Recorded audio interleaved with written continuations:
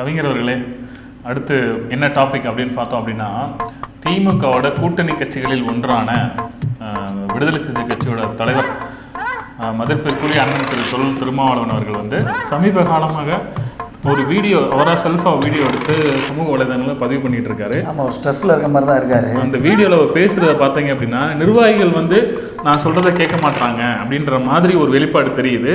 இது போக வந்து அவர் ஒரு மன அழுத்தத்தில் இருக்க மாதிரியும் தெரியுது. ஸோ இதெல்லாம் வச்சு பார்க்கும்போது நேற்றோ இன்றோ ஒரு ஸ்டேட்மெண்ட் விட்டுருக்காரு. திமுகவை நம்பி, நல்லா கேட்டுக்கணும் கவிஞர்களே, திமுகவை நம்பி விடுதலை சிறுத்தை கட்சி கிடையாது அப்படின்ற மாதிரி ஒரு ஒரு ஒரு வெறித்தனமான ஸ்டேட்மெண்ட்டை விட்டுருக்காரு. எனக்கு உண்மையிலேயே நம்புறதா நம்ப முடியலையான்னு தெரியல. அதை பற்றி நீங்கள் என்னென்னு உங்கள் விளக்க சொல்லுங்கள். இதில் ஒரு உள்குத்து இருக்குது தம்பி. ஆட்சியிலும் பங்கு, அதிகாரத்திலும் பங்குன்னு சொல்லி ஒரு 4 மாதத்துக்கு முன்னாடியே போஸ்ட் அடிச்சிட்டாங்க. கண்டிப்பாக அந்த மேட்ரு உங்களுக்கு தெரியும். இதுக்காகவே அவர் கட்சியில் இருந்து ஒரு மிகப்பெரிய ஆளை கட்சியை விட்டே நீக்கினாங்க.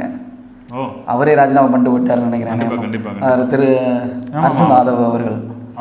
இது எந்த மாதிரி தோணுது அப்படின்னா, வாங்கினது பத்தலையா, வலிக்கு விழுந்த மாமனுக்கு எனக்கு ஒண்ணுமே புரியல.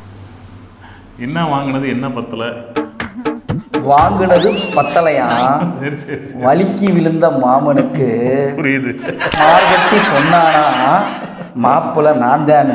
புரியுது கவிஞர்களை. இன்னொன்று நம்ம அதை பற்றி டிஸ்கஸ் பண்ணியே ஆகணும். அதாவது ஆட்சியில் பங்கு அதிகாரத்தில் பங்குன்னு கேட்குறாங்க.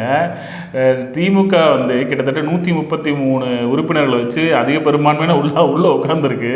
தலைமை கூட்டணி கட்சிகளுக்கு வந்து ஒரு 4, 2, 6 இந்த மாதிரி, காங்கிரஸ் 11 இந்த மாதிரி கட்சிக்கு பேர் இருக்காங்க.